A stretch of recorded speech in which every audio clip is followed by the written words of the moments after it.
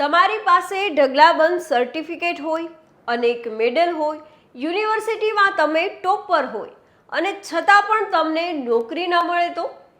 જી હા, તમે સાચું જ સાંભળી રહ્યા છો. યુનિવર્સિટીની ટોપર હોવા છતાં એક યુવતીને જોબ તો ઠીક પણ ઇન્ટર્નશિપ પણ નથી મળી રહી.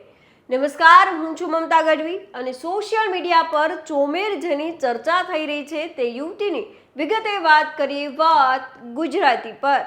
બાળપણથી જ માતા પિતા આપણને શીખવે છે કે જો તમે સારી રીતે અભ્યાસ કરશો અને સારા માર્ક્સ મેળવશો તો તમને જલ્દી નોકરી મળી જશે.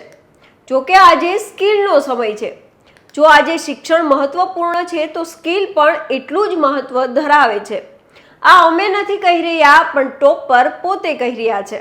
ડિગ્રી સાથે તમારામાં સ્કિલ હોવી પણ એટલી જ જરૂરી છે. કોલેજ પાસ આઉટ કરીને જ્યારે વિદ્યાર્થીઓ રિયલ વર્લ્ડમાં જાય છે ત્યારે તેને ખબર પડે છે કે આ ડિગ્રીઓ સાથે સ્કિલ પણ એટલી જ જરૂરી છે. કારણ કે માત્ર માર્ક્સના આધારે કોઈ નોકરી આપવા તૈયાર નથી. ત્યારે યુવાનોને સાચી વરવી વાસ્તવિકતાની ખબર પડતી હોય છે. તાજેતરમાં દિલ્હીની યુનિવર્સિટીની એક વિદ્યાર્થીનીએ સોશિયલ મીડિયા પર કહ્યું છે કે સારા માર્ક્સ અને અભ્યાસમાં નંબર 1 હોવા છતાં તેને નોકરી તો દૂર પણ ઇન્ટર્નશિપ પણ નથી મળી રહી. તેણે સોશિયલ મીડિયા પર પોસ્ટ કરીને પોતાનું દર્દ શેર કર્યું છે.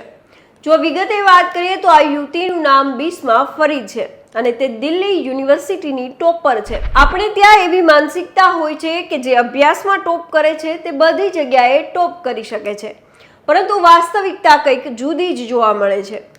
બિસ્મા ફરીદ નામની કોલેજિયન યુવતીને સારા માર્ક્સ, ઢગલાબંધ સર્ટિફિકેટ અને મેડલ હોવા છતાં જોબ તો દૂર પણ ઇન્ટર્નશિપ પણ નથી મળી રહી. સોશિયલ મીડિયા પર બિસ્માએ શેર કરેલી પોસ્ટ હાલ ચોમેર વાયરલ થઈ રહી છે. બિસ્માએ પોતાની પોસ્ટમાં લખ્યું છે કે હું મારા ક્લાસ અને કોલેજની ટોપર છું, પણ ઘણા દિવસથી પરેશાન પણ છું કારણ કે મને ક્યાંય ઇન્ટર્નશિપ નથી મળી રહી. સારા માર્ક્સ મેળવવાથી બહુ ફરક પડતો નથી કારણ કે વાસ્તવિક મુદ્દો તો સ્કિલનો છે. જો તમારી પાસે સ્કિલ હોય તો તમને નોકરી મળે છે, પરંતુ મેં ક્યારેય મારી સ્કિલ પર કામ નથી કર્યું. બિસ્મા ફરીદે વધુમાં તેની પોસ્ટમાં લખ્યું છે કે તેના પ્રોફેસરો, શિક્ષકો અને રિલેટિવ્સ હંમેશા તેને અભ્યાસ પર ધ્યાન રાખવાનું કહેતા હતા. બધા કહેતા હતા કે અંતે તો માર્ક્સ જ મહત્વ ધરાવે છે.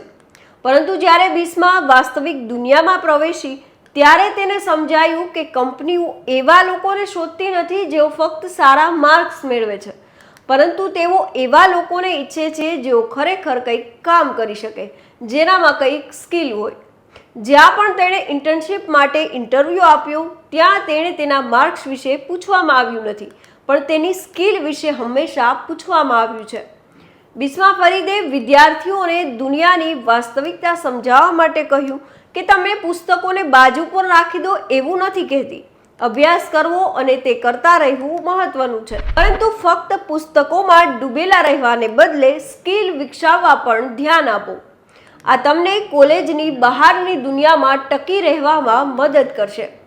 તેણે એમ પણ લખ્યું છે કે તેની પાસે 50થી વધારે સર્ટિફિકેટ, 10 મેડલ અને 10થી વધારે ટ્રોફી છે, પરંતુ તેને ઇન્ટર્નશિપ મેળવવા માટે તે કોઈ મદદ નથી કરી રહ્યા.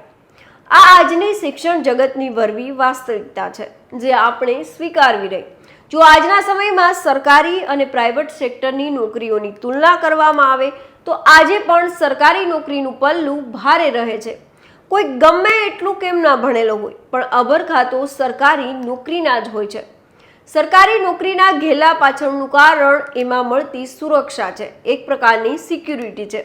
આજે પ્રાઇવેટ સેક્ટરમાં પણ ઘણા સારા પગારવાળી નોકરીઓ ઉપલબ્ધ છે, પણ જ્યારે વાત જોબની સિક્યુરિટીની આવે ત્યારે સરકારી નોકરી મહત્વની સાબિત થાય છે.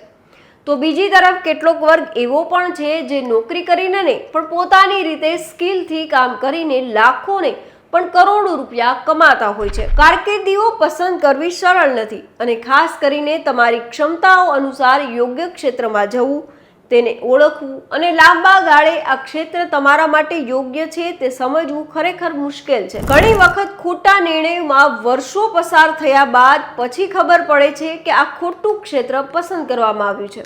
આથી શિક્ષણ સાથે સ્કિલને પણ મહત્વ આપવું જોઈએ, જેથી તમને યોગ્ય રીતે જોબ મળી શકે. તો અમારી આ વિશેષ રજૂઆત આપને કેવી લાગી અમને કોમેન્ટ બોક્સમાં જરૂર જણાવશો. તો અત્યારે બસ આટલું. ફરી કંઈક આવી અજાણી વાતો આપના સુધી પહોંચાડતા રહેશું અને મળતા રહેશું વાત ગુજરાતી પર.